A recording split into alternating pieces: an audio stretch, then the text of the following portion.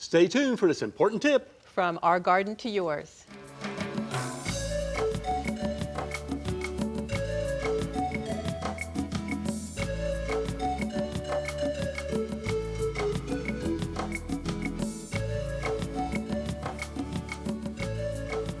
Today, with all the food prices going up, why don't you make your landscape pay? It's easy to do, and we can do it with an edible landscape.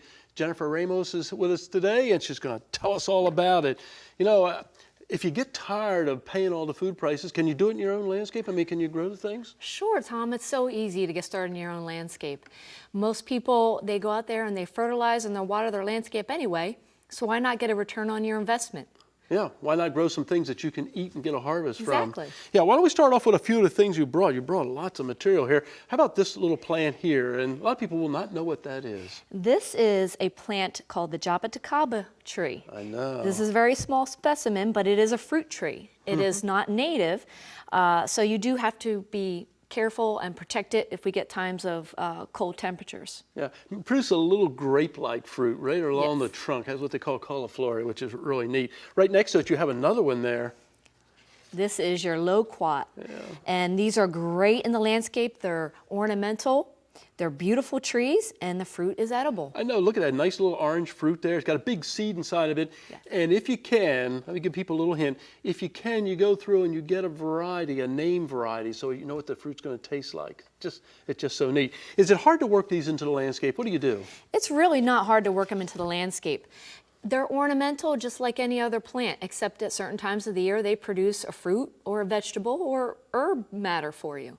So if you want to redesign your yard, you can fit them in that way. Or if you maybe see that you've got spaces in your yard that you want to fill out, you can go ahead and stick them in the ground. Oh, that's good. So just replace the ornamental plants with something edible. It's pretty simple, Exactly. actually. Let's do another one here. How about the pineapple? Oh, my favorite. Let me do this. You brought the pineapple in here for us, and I was going to tell everybody I grew it in my yard, but I don't think they would believe me. What do you think? We'll take that Probably off not. there. There we go.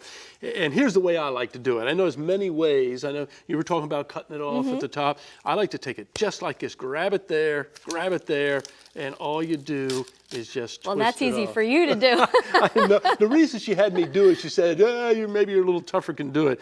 Maybe a little nastier, I don't know. But there you go. And you can save this and just keep it wherever you want it. And here's what I do. Once you've done that, you just take off the leaves just like this, and you push them into a container of soil. Just take this whole thing, set it down into a container of soil, And voila, there's you've got your nice plant. pineapple plant.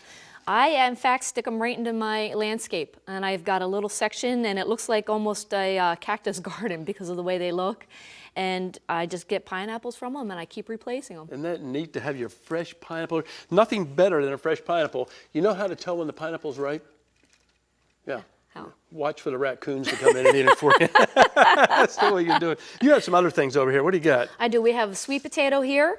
And again, if you're going to buy these from the store, I'm sure you're probably going to have one or two that don't get eaten. And then you can put back out in your garden and create some more. Yeah, and you can sprout them just like this. Look at all the little sprouts coming off. That one's been sitting in the dark, and these would green up, and you can break those off and plant them in the ground. And there is what a real sweet potato looks like. Here's another secret. Once you've got it growing like this, you just break off these tops and make cuttings out of it. And that's a neat plant Very to grow nice. too. How about this one here? Tell us about this. This is one type of basil.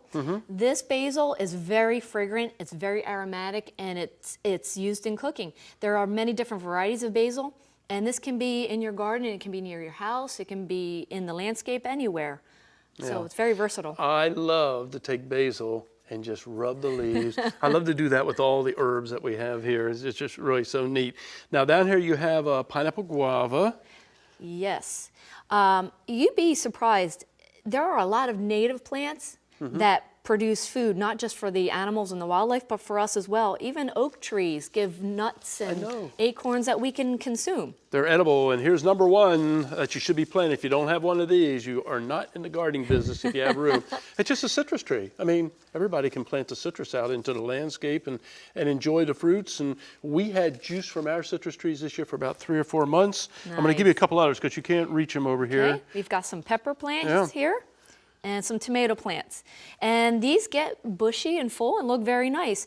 But if you're going to put them in the landscape, you want to make sure that they can be a little accessible when you have to change them out. Good. Jennifer, thank you very much. You're welcome. We're out of time as normal, but if you want more information, just go ahead and call the Ag Center and ask for Jennifer, and she'll be happy to give you all the information you need. And you too should plant the edible landscape.